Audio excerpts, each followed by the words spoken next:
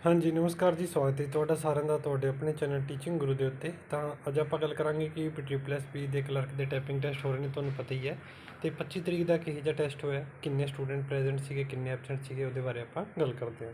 ਤਾਂ ਚਲੋ ਵੀਡੀਓ ਨੂੰ ਸ਼ੁਰੂ ਕਰਦੇ ਹਾਂ। ਇਸ ਤੋਂ ਪਹਿਲਾਂ ਜੇਕਰ ਤੁਸੀਂ ਸਾਡੇ ਚੈਨਲ ਤੇ ਪਹਿਲੀ ਵਾਰ ਆਏ ਤਾਂ ਚੈਨਲ ਨੂੰ ਸਬਸਕ੍ਰਾਈਬ ਕਰ ਲਓ, ਬੈਲ ਆਈਕਨ ਨੂੰ ਜ਼ਰੂਰ ਪ੍ਰੈਸ ਕਰੋ, ਜਿਹਦੇ ਨਾਲ ਆਉਣ ਵਾਲੀ ਵੀਡੀਓ ਦੀ ਨੋਟੀਫਿਕੇਸ਼ਨ ਤੁਹਾਨੂੰ ਮਿਲਦੀ ਰਹੇ। ਤਾਂ ਦੇਖੋ ਉਹੀ ਰੇਸ਼ੋ ਹਜੇ ਵੀ ਚੱਲ ਰਿਹਾ, 50-50 ਦਾ ਰੇਸ਼ੋ ਚੱਲ ਰਿਹਾ। ਸਪੋਜ਼ ਕਰੋ 10 ਬੱਚੇ ਜਰ ਨੇ ਤਾਂ ਉਹਦੇ ਵਿੱਚੋਂ 7 ਪ੍ਰੈਜ਼ੈਂਟ ਹੋ ਰਹੇ ਨੇ, 7 ਦੇ ਵਿੱਚੋਂ ਜਿਹੜੇ ਹੈਗੇ ਨੇ 3 ਦਾ ਜਿਹੜਾ ਹੈਗਾ ਕਲੀਅਰ ਨਹੀਂ ਹੋ ਰਿਹਾ। ਤਾਂ ਉਹੀ ਜਿਹੜੇ ਹੈਗੇ ਨੇ ਰੇਸ਼ੋ ਜਿਹੜੀ ਹੈਗੀ ਹੈ 50-50 ਜਿਹੜੀ ਹੈਗੀ ਹੈ ਉਹ ਚੱਲ ਰਹੀ ਹੈ। ਠੀਕ ਹੈ, ਜਿੰਨੇ ਵੀ ਬੱਚੇ ਜਾਂਦੇ ਨੇ ਉਹਨਾਂ ਦੇ ਵਿੱਚੋਂ 50% ਇਹ ਜਿਹੇ ਬੱਚੇ ਨੇ ਜਿਹੜੇ ਕਿ ਸਾਰਾ ਕੁਝ ਕਲੀਅਰ ਕਰਕੇ ਆਉਂਦੇ ਨੇ। ਤਾਂ ਤੁਸੀਂ ਆਪਣੇ ਹਿਸਾਬ ਨਾਲ ਉੱਥੇ ਜਾ ਕੇ ਘਬਰਾਉਣਾ ਨਹੀਂ ਹੈ ਬਿਲਕੁਲ ਵੀ। ਜਾ ਕੇ ਜਿਹੜਾ ਹੈਗਾ ਪਹਿਲਾਂ ਡੈਮੋ ਟੈਸਟ ਦੇਣਾ ਹੈ, ਡੈਮੋ ਟੈਸਟ ਦੇਣ ਤੋਂ ਬਾਅਦ ਤੁਹਾਡਾ ਜਿਹੜਾ ਅਸਲੀ ਦਾ ਟੈਸਟ ਹੈ ਉਹ ਕੰਡਕਟ ਹੈ ਉਹ ਕਰਵਾਇਆ ਜਾਵੇਗਾ। ਅਤੇ ਇਹਦੇ ਵਿੱਚ ਕੀ ਕਰਨਾ ਹੁੰਦਾ, ਦੇਖੋ ਮੈਂ ਤੁਹਾਨੂੰ ਇੱਕ ਪ੍ਰੀਵੀਅਸ ਵੀਡੀਓ ਬਣਾ ਕੇ ਵੀ ਦੱਸਿਆ ਸੀਗਾ ਕਿ ਡੈਮੋ ਤੁਹਾਡਾ 2-2 3-3 ਮਿੰਟ ਦਾ ਜਿਹੜਾ ਡੈਮੋ ਹੁੰਦਾ ਪੰਜਾਬੀ ਅਤੇ ਇੰਗਲਿਸ਼ ਦਾ, ਅਤੇ ਉਸ ਤੋਂ ਬਾਅਦ ਤੁਹਾਡਾ ਅਸਲੀ ਦਾ ਜਿਹੜਾ ਟੈਸਟ ਹੈ ਉਹ ਚੱਲ ਪੈਂਦਾ ਹੈ। ਅਤੇ ਉਹਦੇ ਵਿੱਚ ਕੀ ਕੁਝ ਪੁੱਛਿਆ ਗਿਆ ਸੀਗਾ 25 ਜੁਲਾਈ ਦੀ ਜੇਕਰ ਮੈਂ ਗੱਲ ਕਰਾਂ ਤਾਂ ਉਹਦੇ ਵਿੱਚ ਜਿਹੜੇ ਇੰਗਲਿਸ਼ ਦੇ ਲੈਟਰ ਸੀਗੇ ਫਸਟ ਉਹ ਕੈਪੀਟਲ ਸੀਗੇ, ਅਤੇ ਵੱਡੇ ਵੱਡੇ ਲੈਟਰ ਪੁੱਛੇ ਜਾ ਰਹੇ ਸੀਗੇ, ਜਿਵੇਂ ਕਮਿਊਨੀਕੇਸ਼ਨ ਹੋ ਗਿਆ ਜਾਂ ਫਿਰ ਇਲੈਕਟ੍ਰੀਸਿਟੀ ਹੋ ਗਿਆ।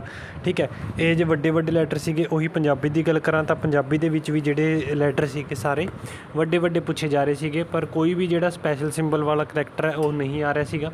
ਸਿਰਫ ਜਿਹੜੇ ਬਿੰਦੀ ਵਾਲੇ ਕਰੈਕਟਰ ਨੇ ਉਹ ਆ ਰਹੇ ਸੀਗੇ, ਬਿੰਦੀ ਵਾਲੇ ਕਰੈਕਟਰ ਜ਼ਿਆਦਾ ਆ ਰਹੇ ਸੀਗੇ। ਬਿੰਦੀ ਹੋ ਗਿਆ, ਟਿੱਪੀ ਹੋ ਗਿਆ, ਅਤੇ ਲੈਂਥ ਜਿਹੜੀ ਹੈਗੀ ਸੀ ਕਰੈਕਟਰਾਂ ਦੀ ਉਹ ਥੋੜ੍ਹੀ ਜ਼ਿਆਦਾ ਸੀਗੀ। ਬਾਕੀ ਇਹੋ ਜਿਹਾ ਕੁਛ ਨਹੀਂ ਸੀਗਾ ਕਿ ਉਹਦੇ ਵਿੱਚ ਕੋਈ ਗੁਰਮੁਖੀ ਦੇ ਸਿੰਬਲ ਆ ਰਹੇ ਨੇ।